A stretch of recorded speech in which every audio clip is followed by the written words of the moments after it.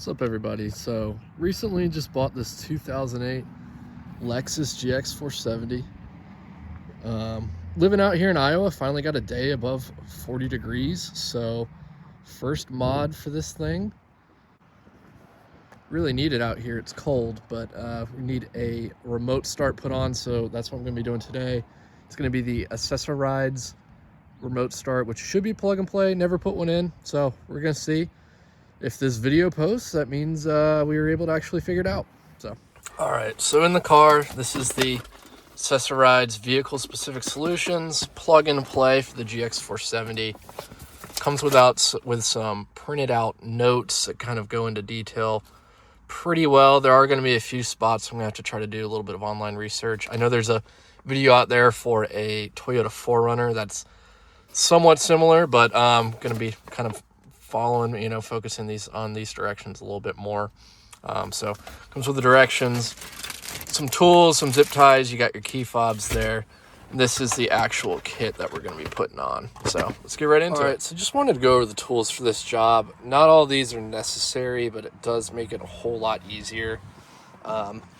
Small little flathead. If you have a little pin that like a little pin needle that you can pop out some of these connectors, makes it even easier.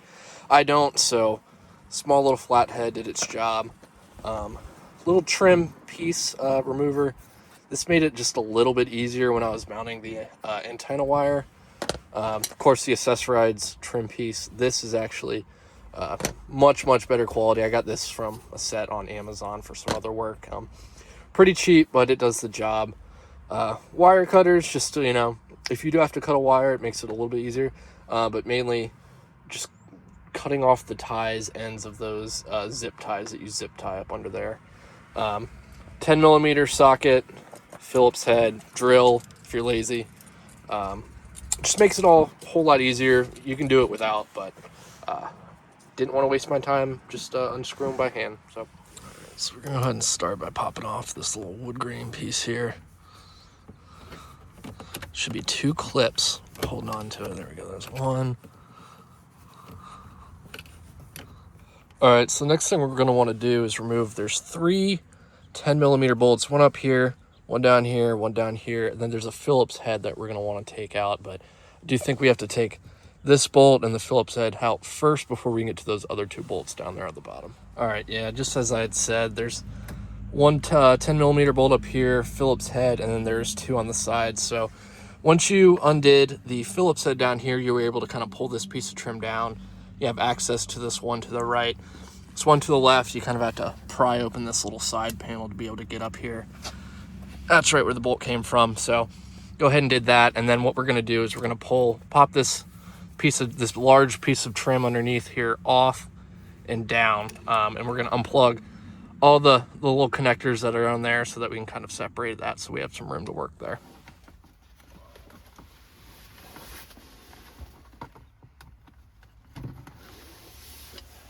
Careful not to break anything. Go kind of nice and easy.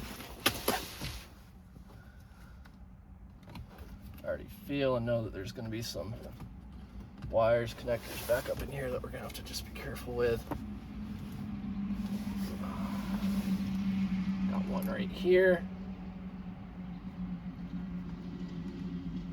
I have to pull that down first. Okay, there we go.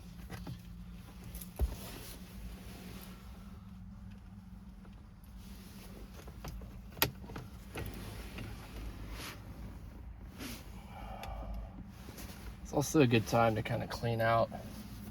Is there any dust, debris? I see there's some hair down in here. Just kind of clean all that out as you can.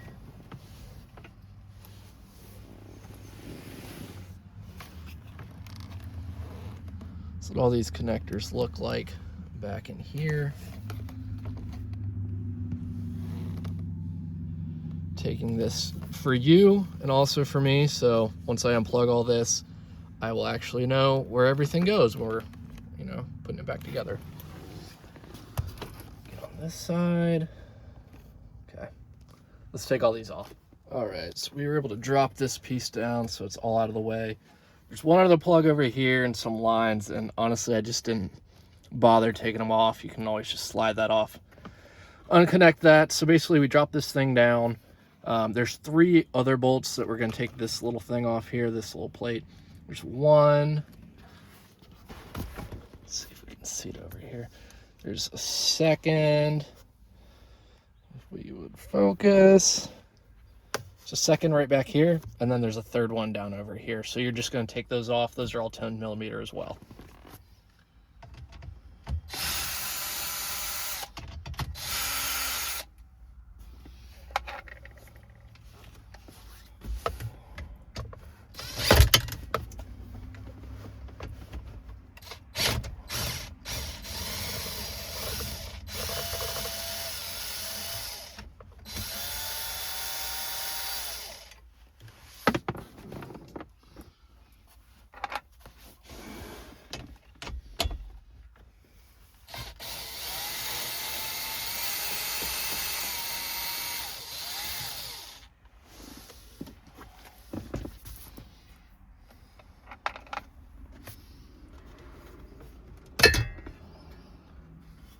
All right, so the next thing we're going to want to do is we're going to drop this fuse box down. There's 3 bolts, believe I'm going to guess it's 10mm as well.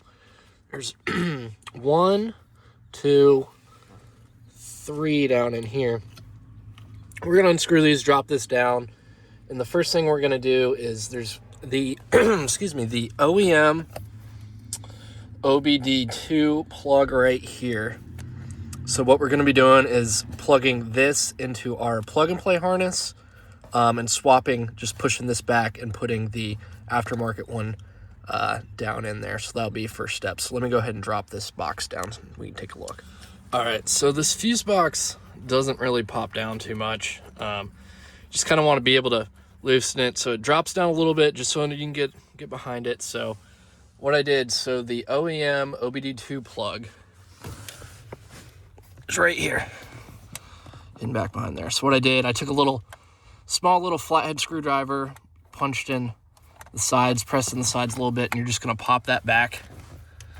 Just to make it easier, I'm gonna pop this thing down. All right, so this is the OEM. So what we're gonna do is we're gonna go ahead and take, this is the plug and play kit. So we're gonna plug the OEM piece into this connector here, and we're gonna remount this piece from the plug and play kit back where the OEM OBD2 connector was. All right, might be a little hard to see here, but let's give it a go. So we pop this through here and back. Bring our connector up. Snap her in, if I can.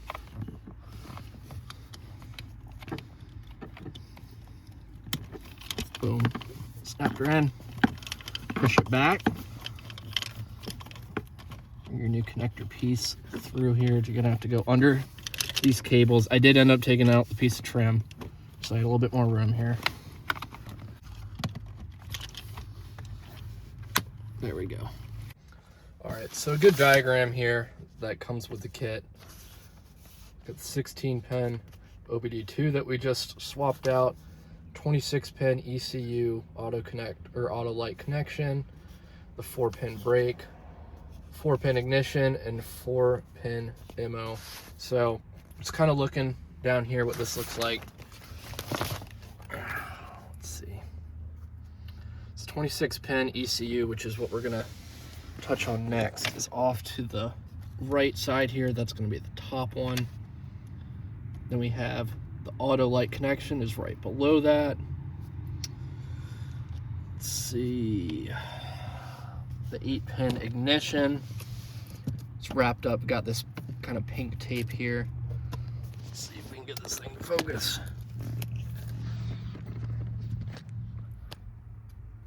Right here. Get a better angle right there.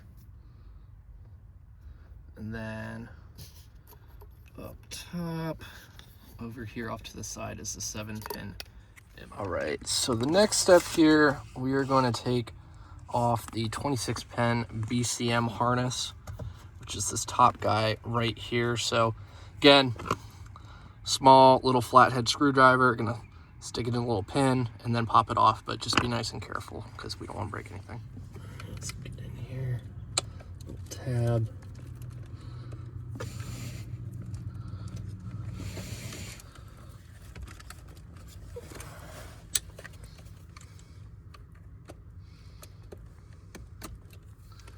Pop it out, drop it down. All right, so it's gonna be this guy. It's majority black with the little silver stripes. There's an orange, a green on there. Plug the OEM into the Accessorides plug and play. We're gonna plug this end right back in there. I have to pull it down a little bit.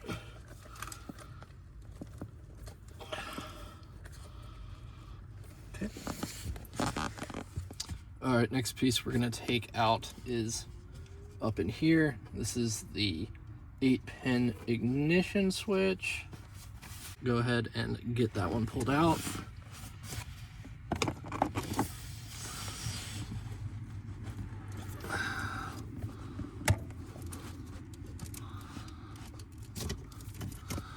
Pull that down. We're gonna take the Accessorides.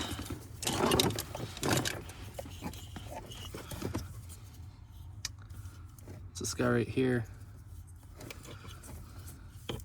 This is what we're going to plug in, and then we're going to plug the OEM into this harness.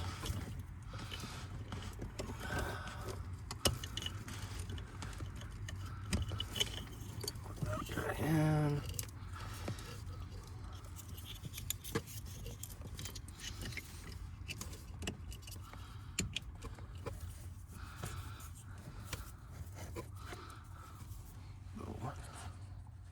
all right, so the 7-pin mobilizer is going to be right here. It's a little black connector, so it's kind of hidden right up in here. So we're going to go ahead and pop this out, disconnect that, and plug the plug and play one into it.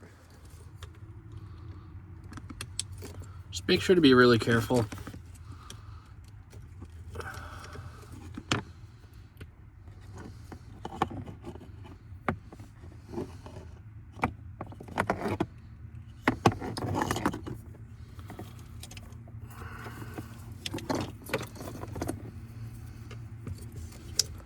Plug in the plug and play.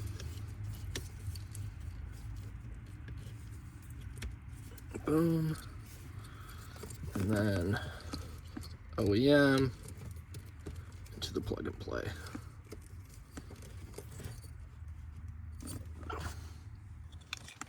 All right, next thing we're gonna be going after and swapping out is the brake switch, 4-pin brake switch. It's located, got your brake pedal right here. Zoom out a little bit. It's way back here, kind of have to pull back the carpet a little bit. It's this little blue guy right here. So we're gonna pop that out. It says on the instructions to be very, very careful as the switches are very fragile. But we're gonna go ahead and pop that out and plug in the Accessorides plug and play connector. All right, so we're able to get it out. It's gonna be this yellow and black connector. Plug this piece back into the OEM spot and plug the OEM into the plug and play connector here. All right, once the brake switch harness is plugged in, the next step that we're gonna have to do is we're gonna have to remove the plastic panels on each side of the console. So the panels that they're talking about, there's two pieces here. You got the one piece, and then it goes over. It's this little piece of trim right here. We're gonna pop this off on both sides so that we can feed the last harness that we have for the plug and play kit through to the other side. All right, so basically this piece of trim is tucked under here. There's 2 pins and then there's one. Let's see, kind of another little plastic piece that you wanna pop these sides out. Then you can probably pull this down a little bit just to get back there. Yeah, and then there you go. So the next part, there's this little plastic nut holding in the side piece. So you're gonna just unscrew it with your hand and then you should be able to pop this whole side piece off. where that's where you're going to feed over here. You're going to feed that last harness through here, all the way up around. And it's going to go over here to the right behind this panel.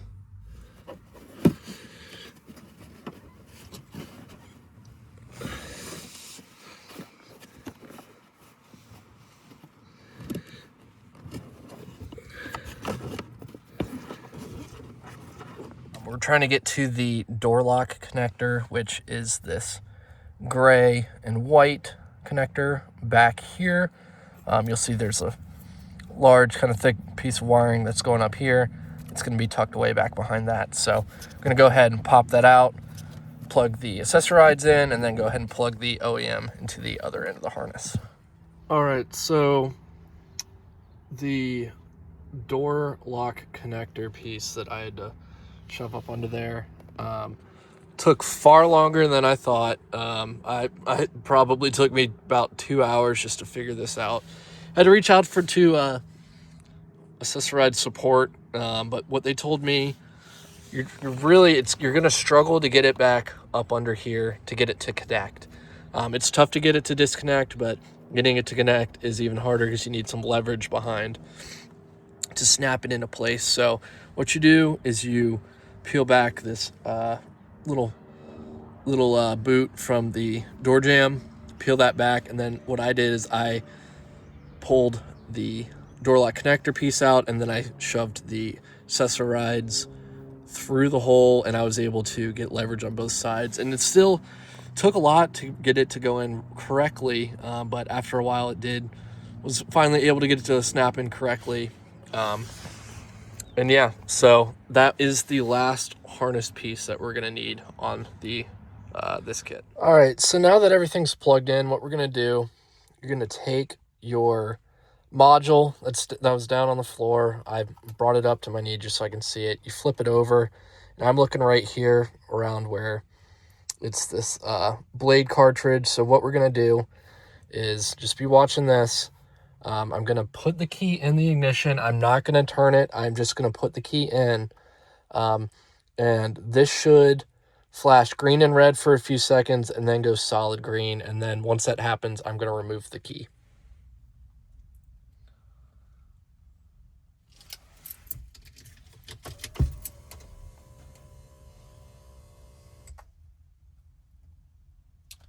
See, it's blinking. There we go. Solid green. Take the key out. All right, next step, we're going to go ahead and start the car. So instructions, it says push and hold the brake and then continue holding the brake and start the vehicle. Going to continue holding the brake for about 35 seconds, at which point the module will click one time to confirm it learned the tach signal. You can then release the brake and shut the vehicle off. So, all right, go ahead and gonna foot on the brake, start the vehicle.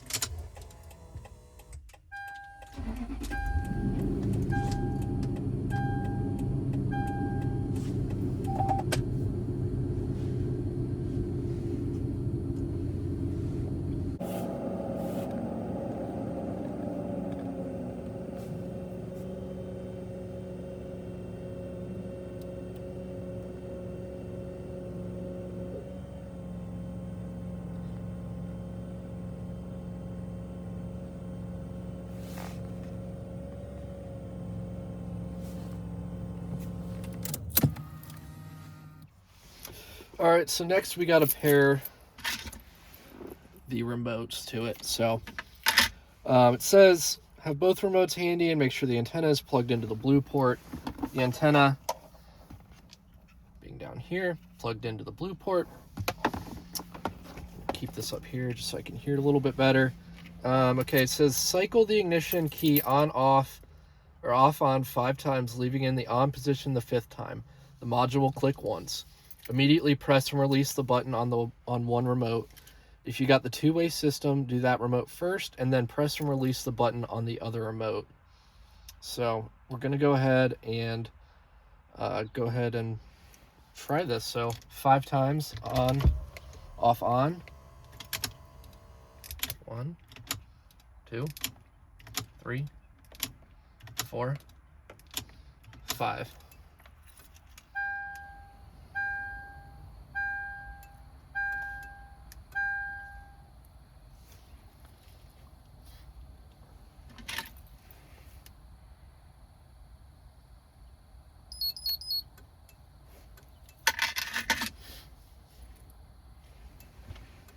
All right, so now that everything is connected, we are going to go ahead and start the vehicle remote start for the first time. So let's go ahead and run that. I'm going to press and hold the button for 3 seconds.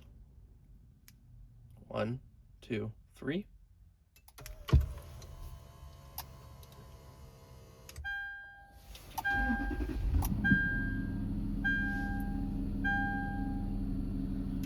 We are good to go.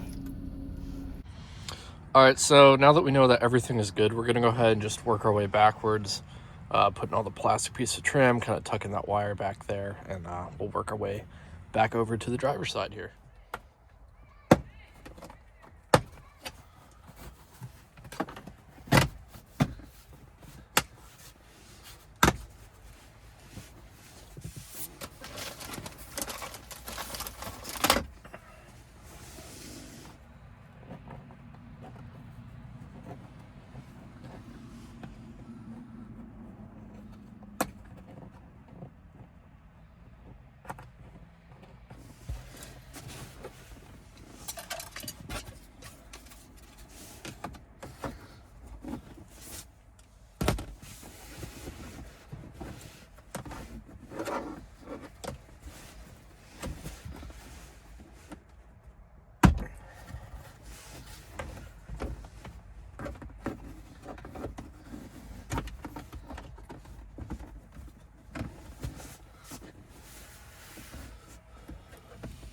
Now back over to the driver's side. Same thing, just snap the side piece of trim on, and we're going to begin working on hiding all of these. We're doing this, don't forget, you got to pop these back on these bolts that are back here, up here, and down to the right, and those will have those little nuts on them, and then we're going to have one more bolt over here off to the right for the fuse box that we dropped down. All right, everyone, new day. Ran out of sunlight yesterday, so finishing it up. So what I did, put the black metal piece under here with the 4 bolts, screwed all those in, connected this plastic trim piece at the bottom, and then I snug these all up. The last piece of this is the antenna. Now, when I was testing all this, my antenna was just laying down here in the floorboard, and it worked fine for the distances that I was testing it out at. I believe this is the 3,000 foot kit. I think they sell 1,500 and then 3,000 foot, and then it goes up more for app usage and stuff. I didn't get that. I just got the 3,000 kit. So what I'm going to do with this antenna is I'm going to feed it over here to the left. What I did was I popped this little piece of trim, and I'm going to run it up in through here behind this crack. I'm going to see how far, if I can make it all the way over to behind the rear view mirror, I'm going to do that. But if not, I'm just going to mount it up top here so that have hopefully a little bit better distance when I'm trying to start this thing. All right, so I was able to feed it all the way through, over tucked behind. You see the antenna, the sun will stop shining so bright. Antenna's tucked back here. Couple tips. This disconnects up here, so if you want to mount this, I would mount this first and then work your way from right to left and all the way down. This unplugs just to make it a little bit easier, you know, when you're feeding it through, but just tucked it all back behind this piece of trim up top. Over around in this corner, you can pop this out just a little bit, feed it back behind there, back behind here, all the way down, and then you see you have it coming out the bottom. So that's all fed through. It's all hidden. Honestly, worked out a whole lot better than I originally imagined, but yeah, we're good to go there. All right, so I did mess up when I put that black bracket that went around the steering column. I tightened this one down back behind here. You're not going to want to do that. You're going to want to wait until you're putting this piece of trim in, because it's going to go through the trim, through the black bracket in there. So I went ahead and did that. So all I have left are, I think there's 2 more bolts, one right here, and there's one down here, and then there's going to be a Phillips head in the middle. So I'm going to go ahead and do that, and then I'll get over to my final step. All right, so last little piece of trim going on here at the bottom. There is one little connector that you're going to snap in, and then slide this up, and then there's that last Phillips head that's going to go in here, and that'll be it for the trim. All right, the very last piece that we started out with, the little piece of trim.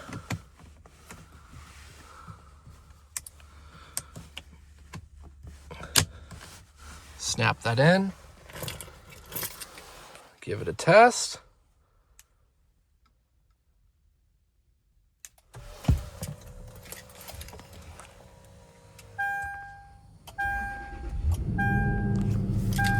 We're good to go. All right, so just kind of some usability stuff, something to keep in mind. So you remote started your vehicle and you're gonna go drive. I've already have it happen a few times where I just hop in. My other vehicle that I drive is just remote start, push to start. So you get in, put on the brake, kills the vehicle. So this is a security feature. Obviously it's a good one, I'd say, because you don't want, if your car's unlocked, you don't want anyone stealing your vehicle. So let's go ahead and remote start it again. It's going to turn on.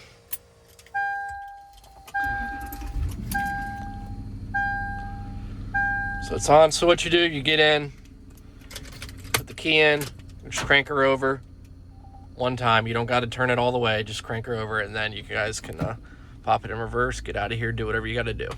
Honestly, it wasn't a bad install. Again, I've never done anything like this before, but hopefully with this video, as well as the printed off instructions that they provide you, you guys can avoid some of the mistakes that I ran into. If you guys want to see some more mods to the GX470, again, I'm going to be building out a sleeping platform in the back so I can hopefully get out and do some camping in it. If there's any other mods that you guys want to see, I will be filming some of the little stuff that I'm doing. Don't have any major overhaul plans for this vehicle, but going to turn it into a little camping adventure machine, so I hope you guys tag along. Thanks.